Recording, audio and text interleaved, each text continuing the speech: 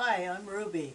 What we're going to make today is a goblet, and I've got a chunk of wood here that we're going to use for that purpose, and I've written the sizes on it for you so that you can write them down if you need to. But before we start, I could just go over the lathe and throw this on and start making my goblet, but especially if you're a new turner, you might want to give it a little more thought than that. As you can see by the array of goblets that are here in front of you, goblets come in all shapes and sizes. If you want to carve your goblet, you're going to want to make it just a little bit thicker. Okay. You can, if you want to prove that you're a turner and can turn really thin, make it with thin stems like this. However, I'll be honest with you, I don't advise doing it unless you want to do it once to prove you can. This goblet didn't have all that thin a stem, but as you can see, it came apart in two parts. It was just sitting on the table, somebody bumped the table, and it just snapped in two. Now once I find a piece of wood to match this, I will put a new stem on it. Another consideration you have to give before you start a goblet is what kind of wood you're going to use. Now the piece that I've chosen here is a piece of hard maple. It's got a very straight grain. It doesn't have any knots in it. You probably want to avoid something like this, the walnut or yew, because both of those woods tend to be toxic. So like these are decorative, but if you were going to, for practical purposes, use them, those would not be a really good choice. If you were going to color your piece, okay, you want to use a really light colored wood preferably so that the colors will show up on it. Another thing you can do is remember that if you take a goblet, okay, you turn it upside down, take the base off, basically you also have a bell. So the techniques you're going to learn for making a goblet can also be used to make a bell. And it's just a matter of inserting your little ringer inside. Okay, now this was made of two pieces. You could easily make it out of one. So we have to give some thought to shape and form of what we're going to make. Now if you go and Google goblet images, here are a whole number of images right there that you could possibly use. So you should have in your head some sort of an idea of what form and shape you're going to go towards. This one, as you can see, has a little more of a flare on the top, very little detail down here on the bottom. This is more what you see in a water glass type shape, and it's got a lot more detail in the bottom. For practical purposes, I'd be very careful about making it that thin up near the base of the bowl part. And if you want to be really sure it won't fall apart on you, something thick like this would work, especially if you were doing a reenactment for a medieval scene or something like that. If someone comes to you and they ask you to make goblets for them, like for example, I had a woman come and ask me to make goblets for a wedding. she brought me 2 chunks of wood that she wanted the goblets from. Well, that's not very much direction. So what I made her do was, I had a piece of graph paper. I made her sit down and within the dimensions of the piece of wood, draw on the paper exactly the shape she wanted.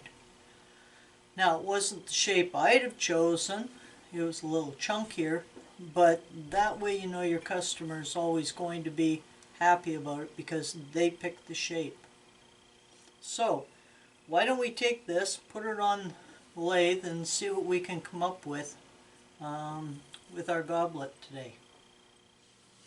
Okay, so I've got the piece of wood mounted between centers on the lathe, and we bring the tailstock up. We make sure by spinning it by hand nothing's hitting. I'm going to put my face shield on, dusty and all.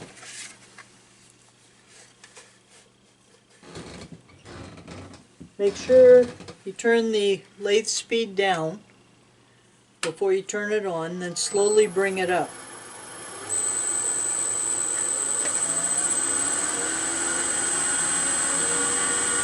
Now, before you ask how fast is it going, I turn it up till the machine vibrates, then I turn it back a little bit till it stops vibrating. Okay? So, using my spindle roughing gouge, this tool is never ever ever used on a bowl because of the thin tang that it has here. Keep it down about where your pocket is, bring it into the wood.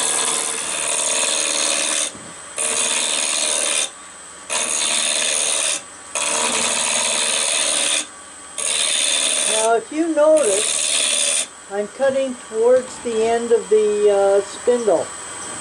When I want to go in the other direction,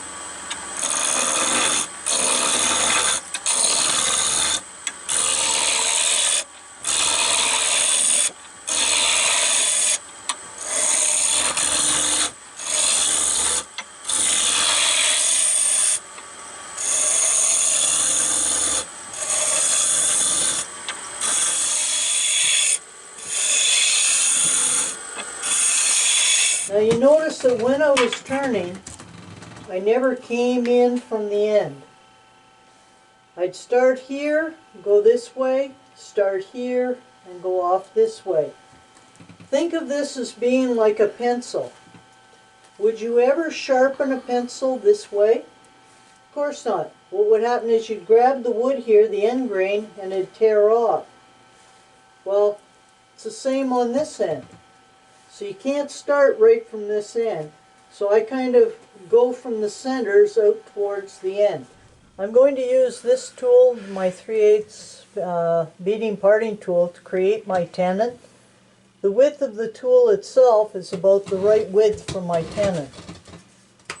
So, keeping it low, all I do is push it straight in. The handle is low.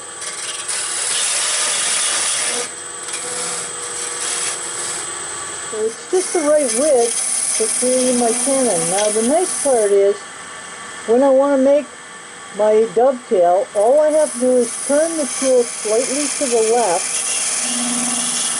and I've got my dovetail already formed. And because I have this nice sharp edge here, I can make sure that this edge that goes against the chuck jaws are flat. And if I take my ruler, okay, we can see that it is flat. What we're going to do now is turn it around in the chuck.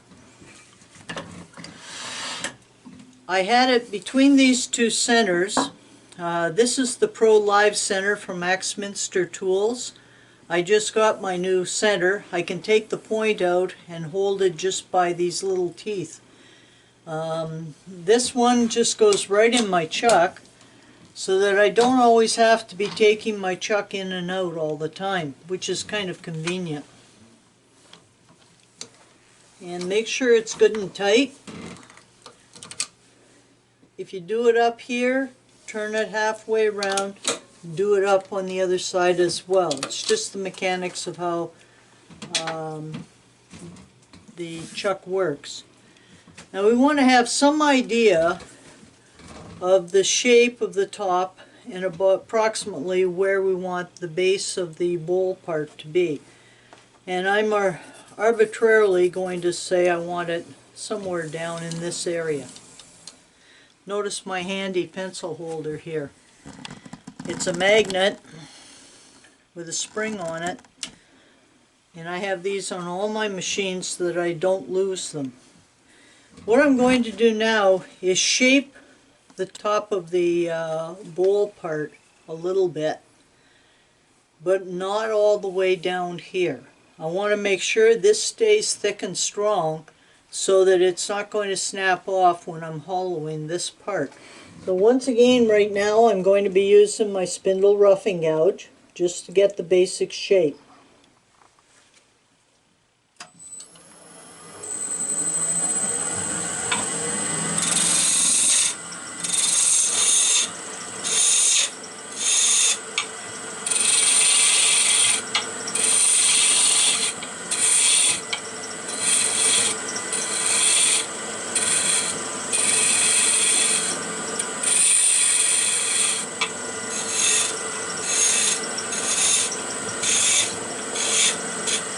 I think that's enough shape, just so I have an idea of where I want to go towards.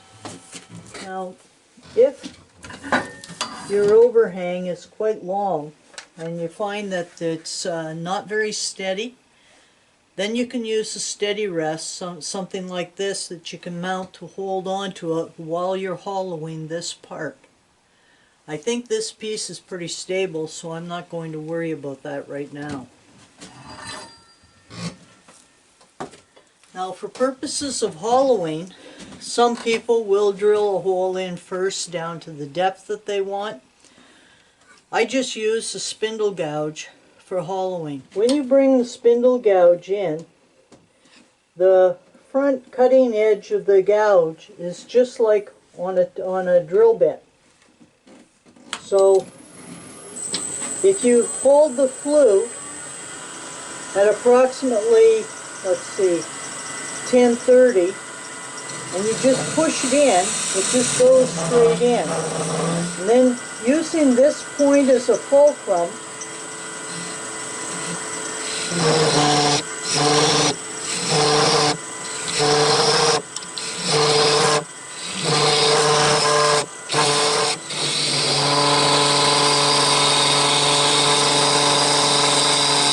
now normally I would hold it in this position, but for purposes of filming,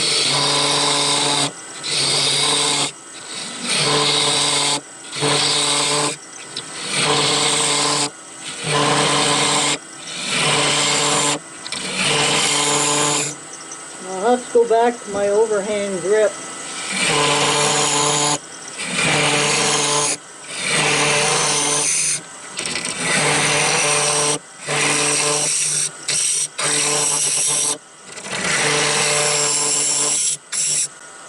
Okay, I'm just going to check my depth.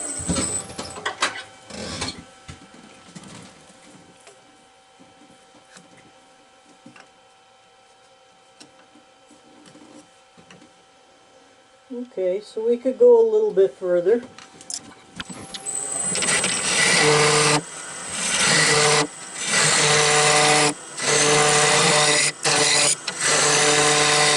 What I'm going to do is clean up this edge just a little bit because I don't think we need the burnt marks from the saw.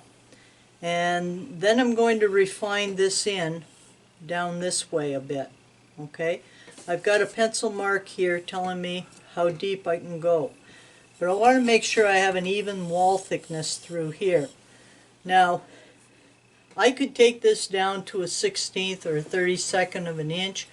I could put this light inside and cut until I can see the light coming through, but that's really not practical. Having an eggshell thick piece, if this gets dropped, you want it to still be okay so you can refill it. Okay? Okay, so cleaning the front edge up a little bit.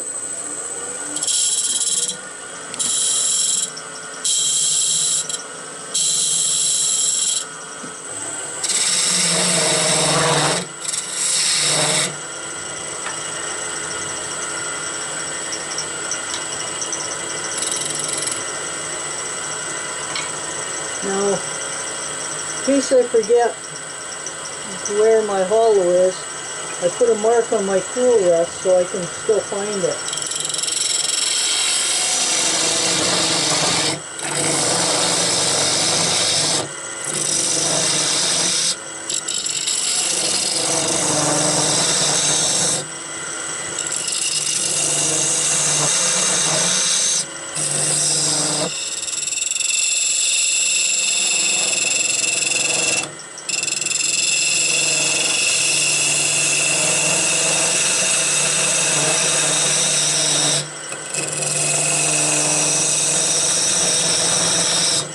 Now to steady this so that I get a little cleaner cut, I'm going to bring the tailstock up. And for that purpose I have my tennis ball.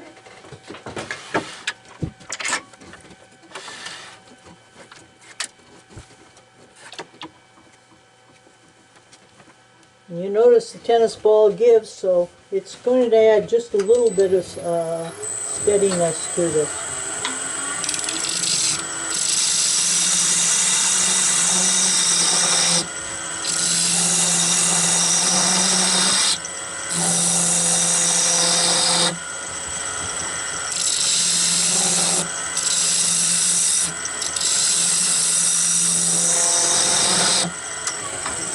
I just want to check my wall thickness. Okay, that's quite nice.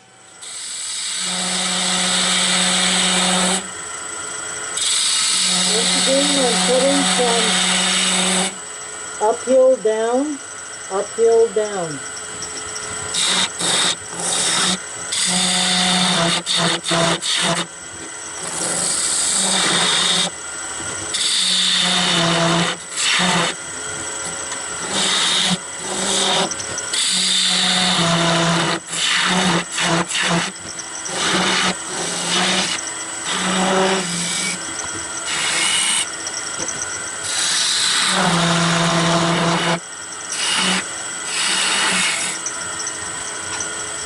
Okay, I think that's good enough for that part. I don't even have to add texturing, it did it by itself. So what I'm going to do is I'm going to sand the entire globe part and then put a finish on the inside and then show you the next part. Okay, I'm using this paper I get from Lee Valley. You can use whatever type of sandpaper you want. I tend to cut it into strips like this. It comes in an 8.5 by 11 sheet, and then I fold it in 3 parts. That way I have this surface, and that surface to use, and it stays together. Now, turn your speed down a little bit.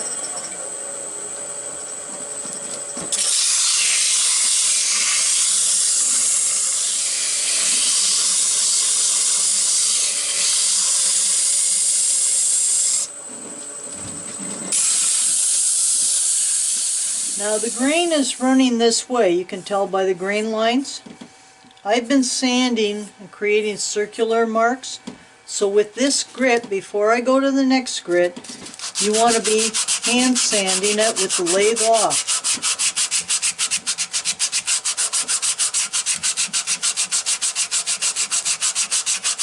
Now, if the sandpaper is not taking out what you want it to take out, don't press harder. What you want to do is go to a coarser grit and see if that'll take out the marks. To apply the finish just to the cup part here, I'm going to use this tack cloth first, just to remove any dust that might be remaining. And I'm only going to do the top part right up to this join right here. Okay, I'm using the Mylan's cellulose sanding sealer. Now it has like a lacquer thinner right in it, so that helps it evaporate and dry relatively quickly. And you have to really make sure you get lots in the bottom here, because that's end grain coming up, so it's like the top end of straws.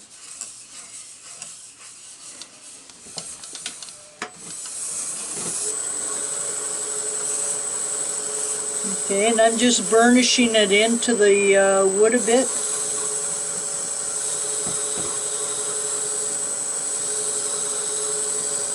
Once that's on and it's kind of had a chance to dry, I'm going to just take one of these cloths and denib any grain that's been raised from the sanding sealer.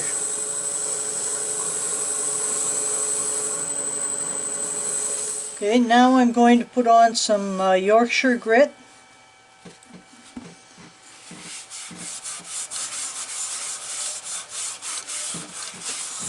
And the Yorkshire grit is like a very, very fine abrasive. So it just sands this up a little further. Okay, rub it in well.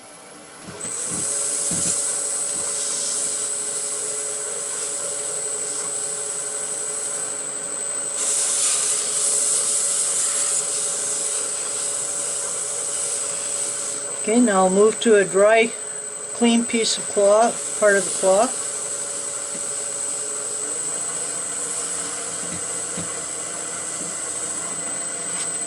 You can see some of the grit is coming off onto the cloth. What you want to do is go to another cleaner spot. And basically what we're doing is taking it off. You can see that's still pretty clear.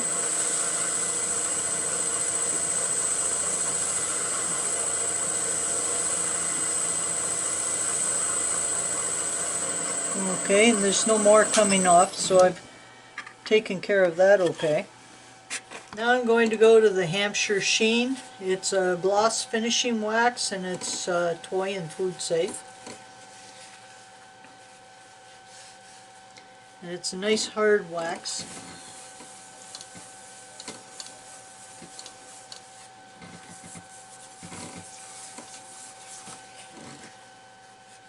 Okay, now that I've got the wax on, we're going to leave it for a minute so that the solvents that are with the wax can evaporate off. And when the wax starts to get a little bit tacky, then we know that it's ready to polish up a little further, and it's feeling about that way now. Okay, so now I can turn the lathe on, and I've got the speed up just a little bit so that I'm actually burnishing it into the wood.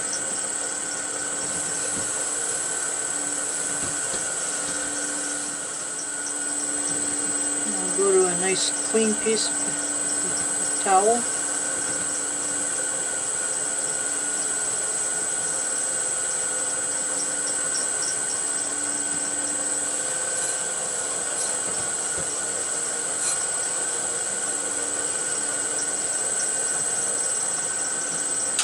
Looks pretty good. Yeah, I'm pleased with that. For the final coat, what I'm going to use is the Hampshire Sheen microcrystalline wax. Okay, it comes in the blue tin. Take a different piece of paper towel.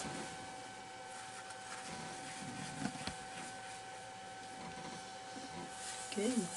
Give it a nice liberal coating. Ooh, that's slick. And we'll just give that a minute to let the solvents in it evaporate a little bit. I'll move some of this out of the way. One thing I didn't show you when I was sanding the inside of the goblet that you can use are one of these sanding tools made by Simon Hope. So they just go in. You can put it on a drill if you really want to, but they're handy for doing insides that are rounded. Okay, so it's had time to dissolve a little bit.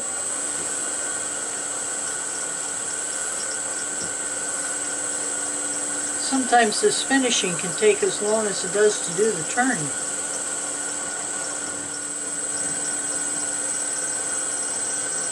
Okay.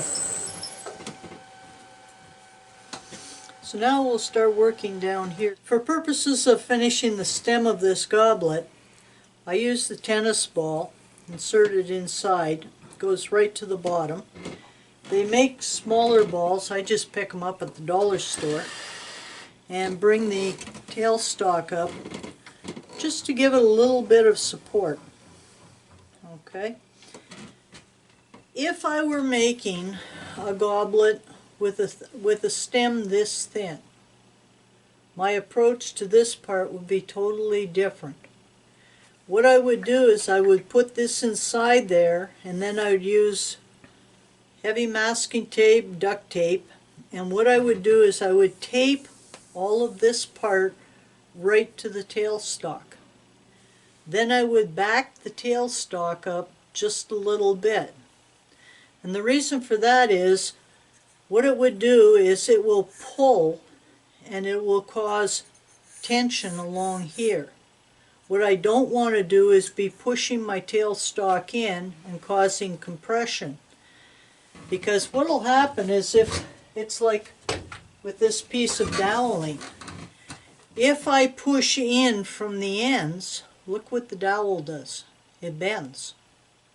So for something like that, where you're doing something very, very thin, you want to be applying tension that's pulling away on the ends. Alright, so that's something I want you to think about when you're making your pieces. For purposes of this demonstration, I was asked to put a couple of captive rings on here, which are essentially beads. The beads should be smaller than this diameter, or the diameter of the base. That way they can't come off and people are left wondering, well, how did you get them on there? Especially if they can't find a joint. If people ask, well, how did you do it? Tell them that they just grew that way on the tree. You have to have a sense of humor. So with my beading parting tool,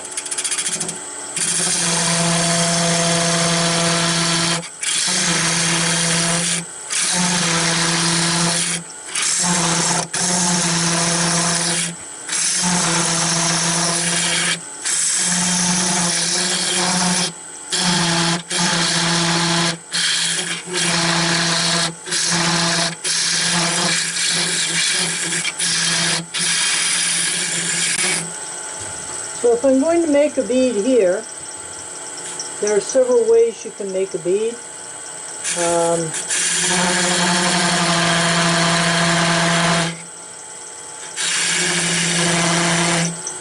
You can use your beading parting tool. If you have one of the D-Way bead tools,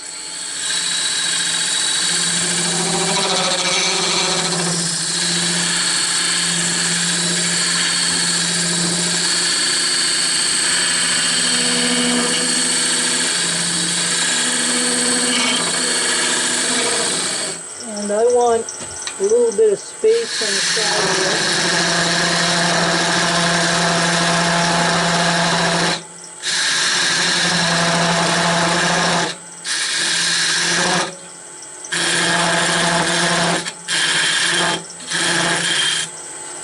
Now, a very handy tool that you can buy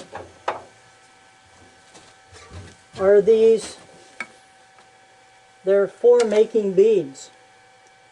And this is 3/8 is the size that I use to make the ring.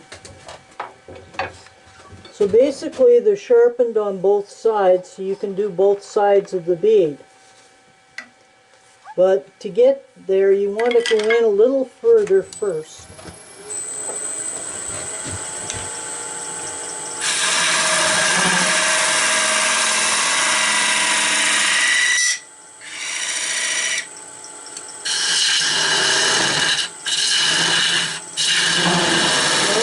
Is giving myself a little bit of clearance room.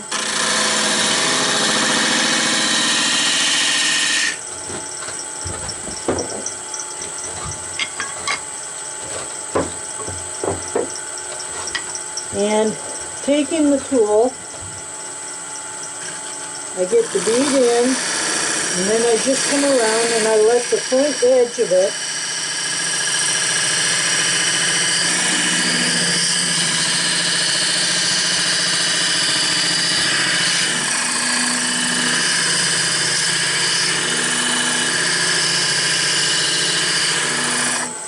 turn it around, do the other side.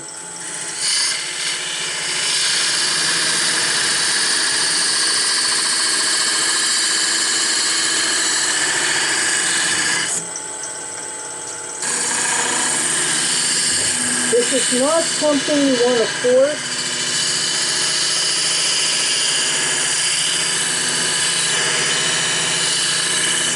Give the wood lots of time to cut. These are made by Crown Tools.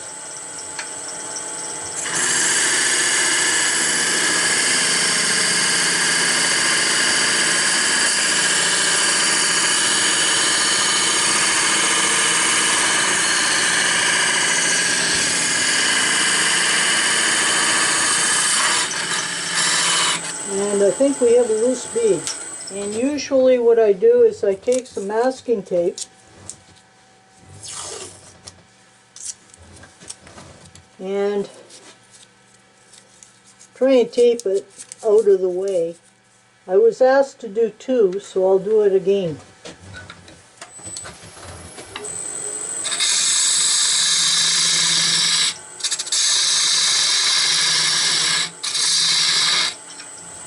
I'm going to use that beading tool again, made by D-Way Tool.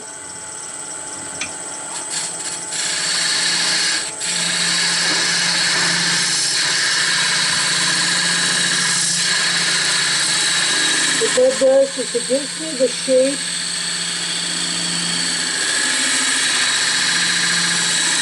and size of the bead that I want.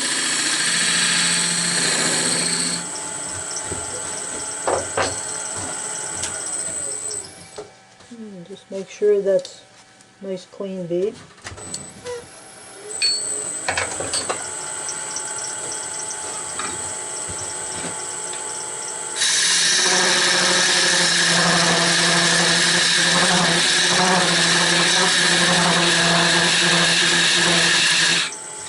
Give myself a little bit of room on both sides so that I can come in with the beading tool.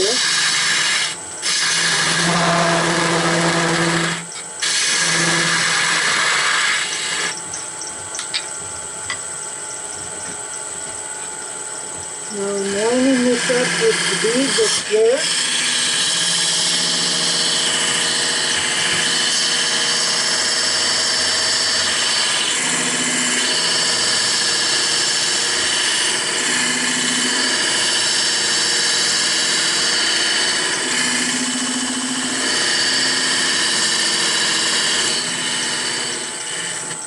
Okay, a little bit from the other side.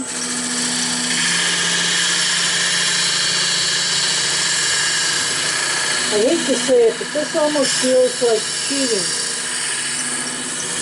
When I first learned how to make captive ring,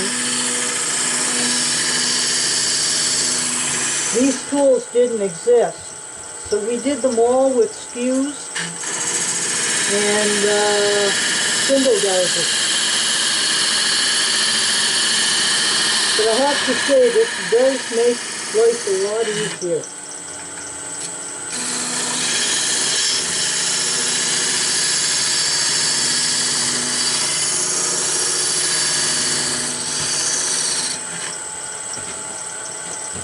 And I know I'm going to need to take some of this away.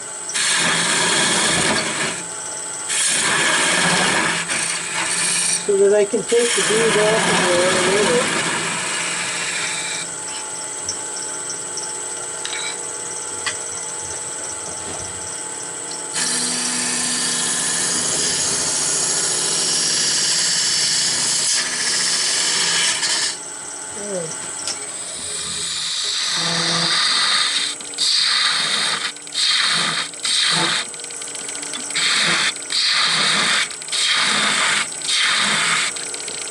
Now this little piece is just begging to be sanded. So what I'm going to do is take a piece of sandpaper and I'm going to tape it right onto the spindle there. Turn the lathe on.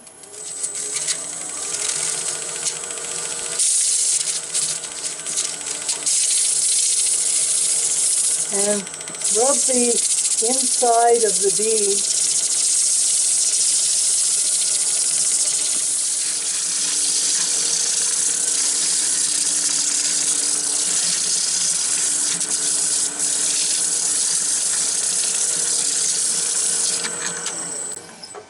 Now, if you want, what you can do is take,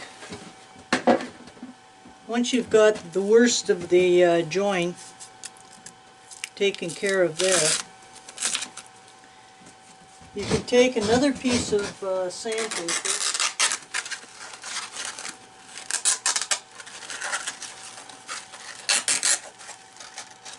thread this through your bead and go like this. But this is something you can do later on before you put the finish on the bead. Okay? But it gives you an idea of how you can do it. And if you cross over like this, you can get the sand, the sides, which right now are a little bit. Yeah, second person helps. Okay, I'm not going to spend all day doing that part, but you get the idea anyway of how it can be accomplished. Now I'm just going to put these two up here.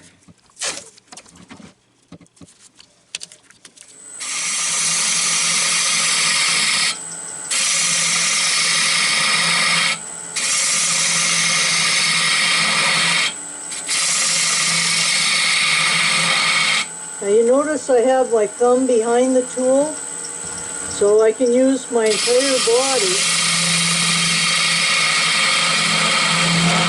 to make the cut.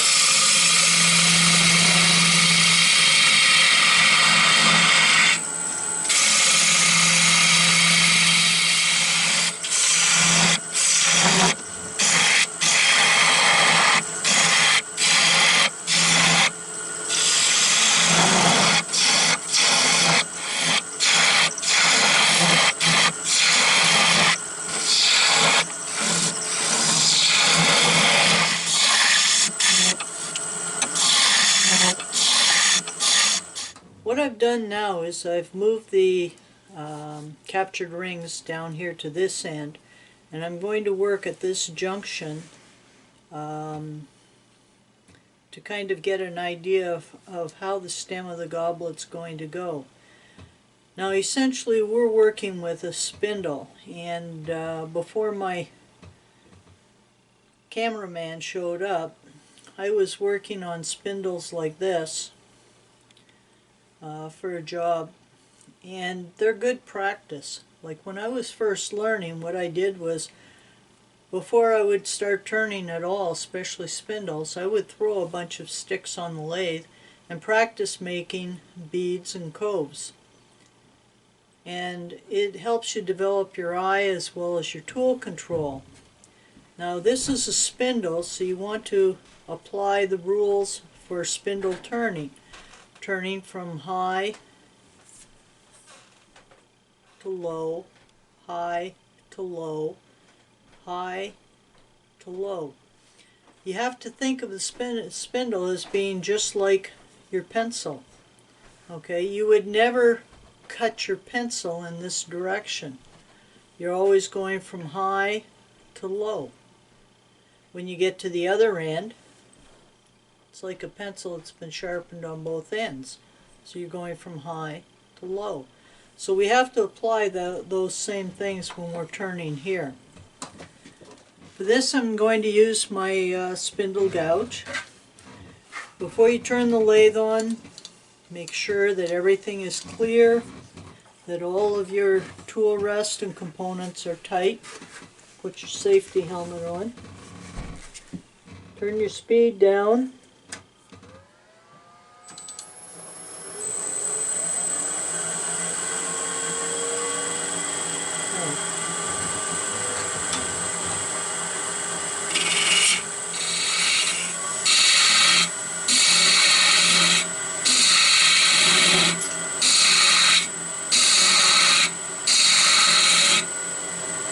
notice that I have my thumb against the tool to keep it from coming back.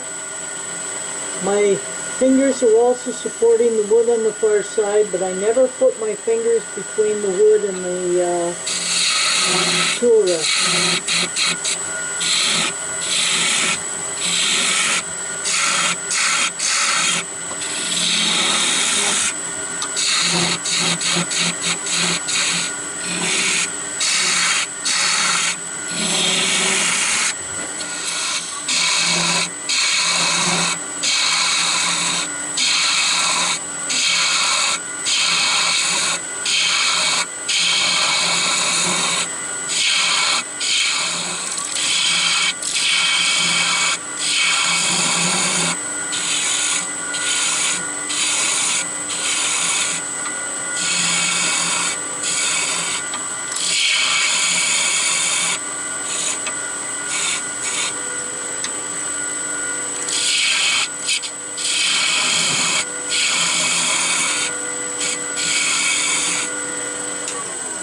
Okay, I think that's going to be about right, so I'll just quickly sand that up. I've moved the rings down to the cup end so I can finish up this section here. And we'll blend it in and see how it looks.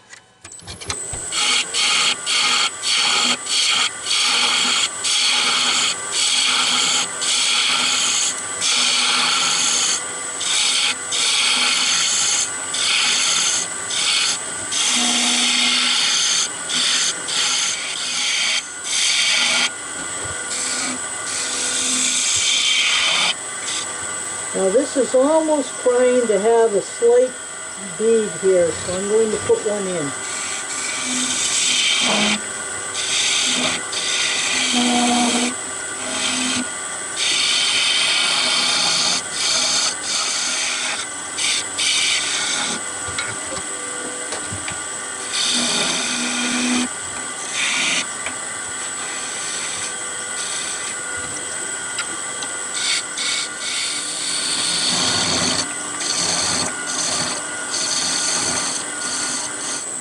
Okay, design change.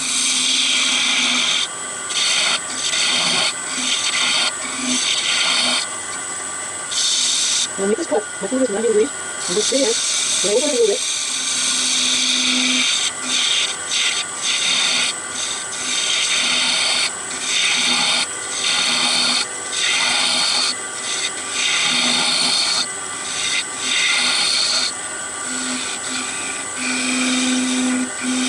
I'm just going to make a cut where I'm going to be parting this off.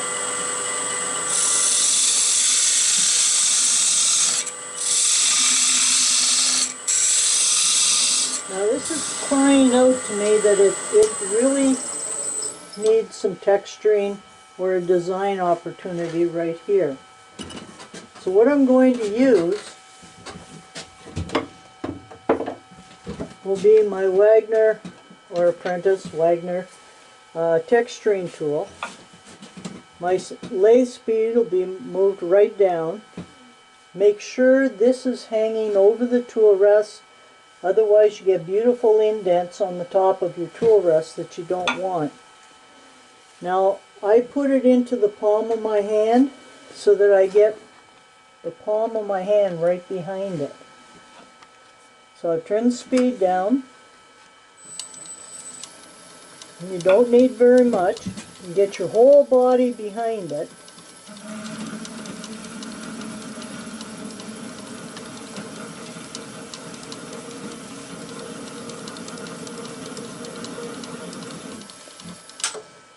Now I like the design that came up. Now with my specialized pyramid tool, this is one that I just made myself. I took some tool steel, sharpened it on 3 sides. When you use it with the flat side up. And I like to put a line, turn the speed up.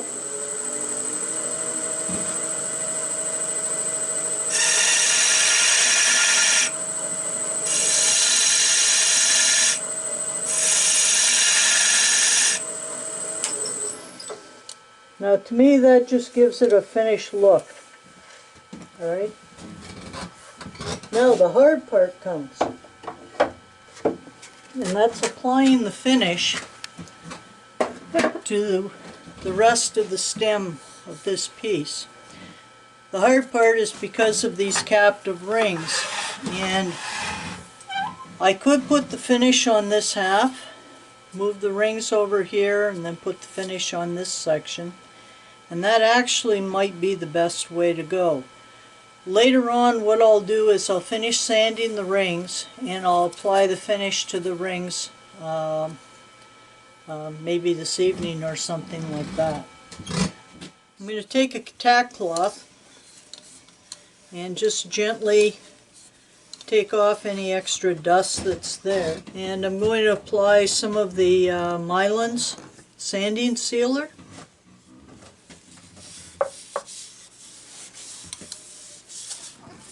This is a very, very pretty piece of wood. I thought it was maple, and I'm starting to think now, the way the finish is coming up on it, that it might even be a piece of birch.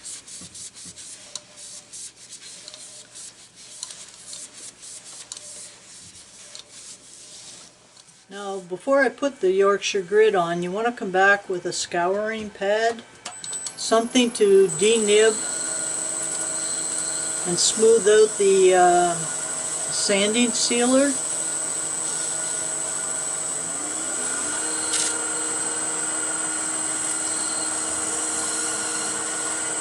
Well, this is already coming up with quite a nice shine on it. Now we'll use the Yorkshire grit on it. And don't be too cheesy with it. After all, Rob's got to make his living selling it. Don't be too cheesy with it. And by the way, in case you can't tell, I've got Rob on camera doing all the filming for me. He's my go-to cameraman.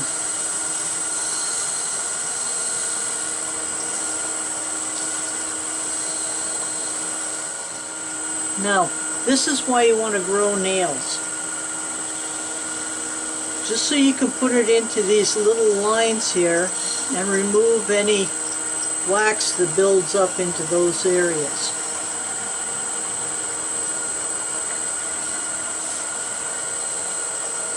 Okay, on clean part of the towel now.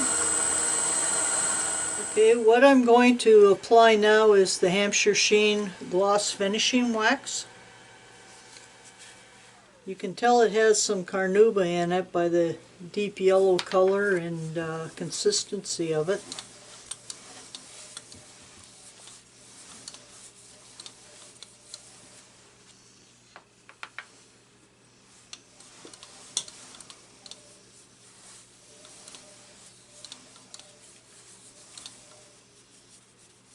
We'll give that a moment to kind of set up. Okay, that feels like it's set up now, so I'll come back and I'll buff the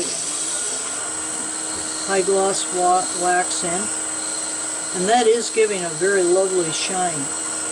But I can see the paper reflected in the polish. Now don't forget to use your magic thumb and clean out your grooves if you put any in. Okay, go back. And I'm going to turn up the speed a little bit so that I generate some more heat. Now people are always saying, well, what speed are you going at? I don't have a digital readout on this lathe, but I would think I'm around 2000. I tend to prefer to turn fast as opposed to slow. Okay, and the last finish that I'll put on this end will be the microcrystalline wax. It's toy and food safe.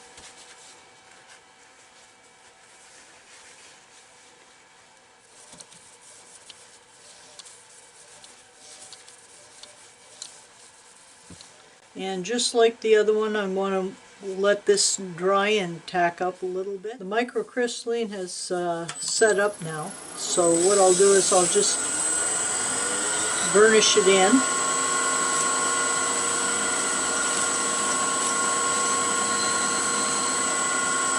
Use my thumb to clean out the grooves. I could have used some of the coloring in that textured area, but myself I kind of like it the way it is.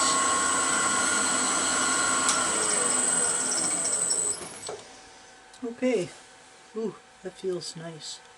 What I'm going to do now is move the rings down here and just do this little section that doesn't have the finish on it. Now the finish on the rings and on the very base of it, I'm going to do that off the lathe later on. I'll just put a buffing pad into the lathe or my drill press and apply the finish by hand, and then hold them and buff them against the buffing wheel. It's pretty hard to do them at the same time while you're here. So I repeat the process on this little section.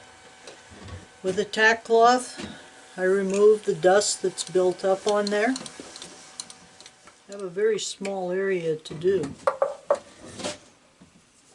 I put the sanding sealer on. And even though I've already done this part down over here, I'm going to go back over it again. It doesn't hurt it at all.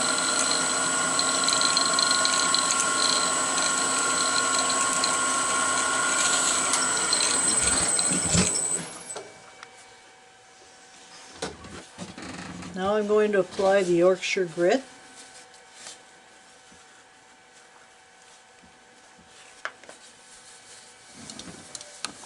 And I'm going to apply it right along the whole stem again.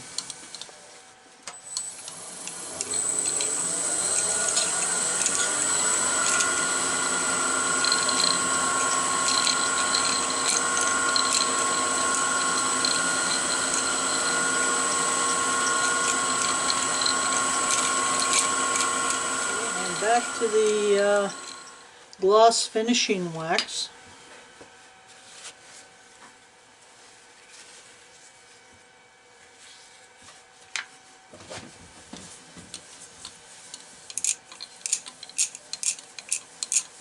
I could have made these rings half that size. I've got the smaller cutter for smaller rings. Practically, it doesn't make sense to make them smaller. Otherwise, they can snap and break easily. And especially if you were doing a set of these goblets for a wedding or something, they want the two rings and they want them intact. Okay, yep, that's tacky.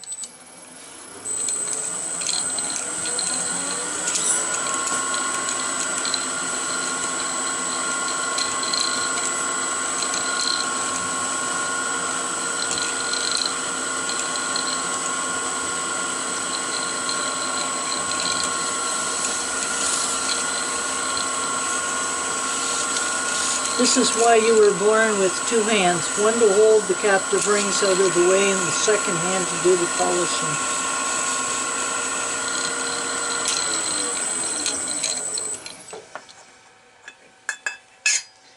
And the final coat is the microcrystalline wax.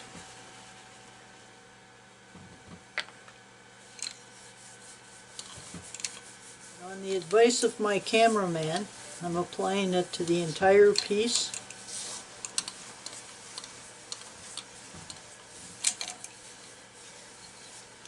Give it a few seconds to get tacky and set up. I think that's probably the biggest mistake that people make, is that they fail to do that. Now, if you're ever curious about what steps to do, if you look on the back of the cans, It actually has step 1, step 2, step 3, step 4. And you don't even need really special glasses to read it. You can read it as is. Alright, that's feeling tacky, so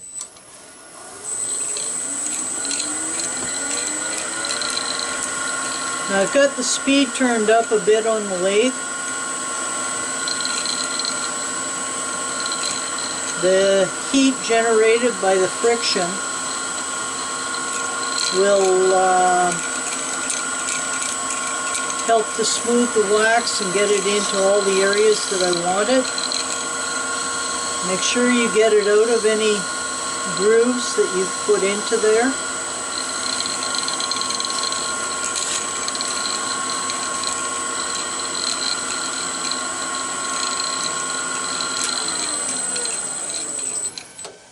Right here I'm seeing a little bit of white in these grooves, as if the wax isn't quite in or it's not been dissolved. So what I'm going to do is use a toothbrush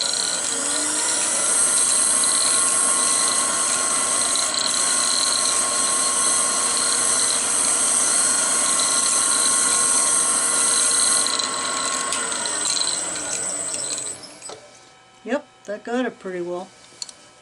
I'm pleased with that. The time now has come to part it off. I'm going to remove the tailstock and my tennis ball. And I'm going to use my Sorby parting tool. I like it, it's got a groove on the top edge. Now when I come in on the side here, I've already made a little bit of a relief cut here. I'm going to be cutting with this top right hand corner as I go down the top side, slightly undercutting it. That way the goblet will sit nicely on a table.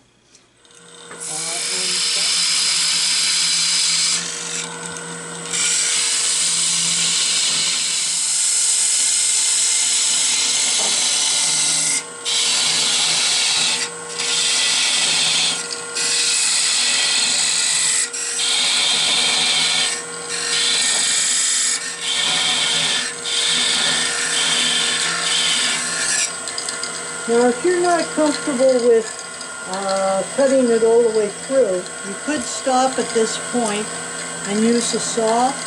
I'm going to go ahead and just cut it straight out.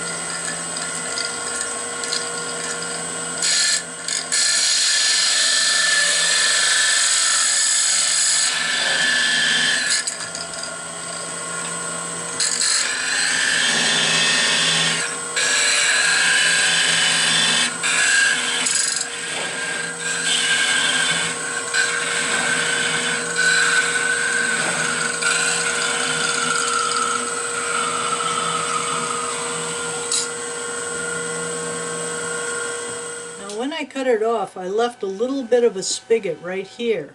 That way it's not tearing wood out from the base of the goblet. And you can use your skew, or if you have a chisel, and just take that off. Maybe. And there we have it, complete with our captive rings. Like I said, what I would do is the rings themselves and the base of it, I would finish those later with a buffing wheel, either in the lathe or on the drill press. I think now what we should do is test it out. Now I'm not a big wine fan, but I do like my apricot brandy.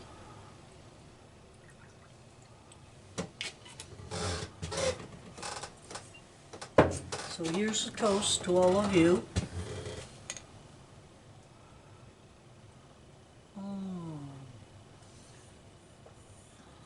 Smooth drink and a smooth finish. What more could you want? Now, somebody is going to ask, is that alcohol going to affect the finish? Over time, working with the finish, if you're using it on a regular basis, not just for decoration, yes, the finish will start to break down. but remember, it is a food safe finish. All you do is you take a cloth, take a little bit of your wax, and clean it out. If you wash it with soap and water, don't leave it soaking in the soap and water. You know, just wipe it out and apply your finish again.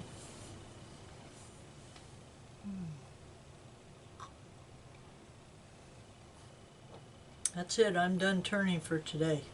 It's noon somewhere, right, Ruby? That's right. 5 o'clock.